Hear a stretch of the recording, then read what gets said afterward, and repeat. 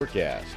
It's been an active weather day across Acadiana. Temperatures starting out in the 70s, got up to 90 mid-morning, but then showers and storms kicking in, and that got us down into the 80s and 70s, and that's where we're residing right now, upper 70s to lower 80s. Today we're debuting Power Doppler 3. It's officially online and running. We'll see how it goes. Still fine-tuning our scanning strategies, but you can see most of Acadiana now relatively quiet. Some storms down into the Bay Area, off to the east. Some potent storms here across southwest Louisiana that have been producing funnel clouds from Sabine Lake through Calcasieu Lake, and this is moving eastward, so we'll keep an eye on this storm cluster. It will continue to be problematic, mainly in the coastal marshy areas, but there are some folks that live out there, so we'll keep an eye on it. Locally here in Lafayette, you can see just a few light showers up toward Carencro, southwestern St. Landry Parish. But as we put things in motion, showers into this evening, but rain chances letting up a little bit, but we're going to see a resurgence of activity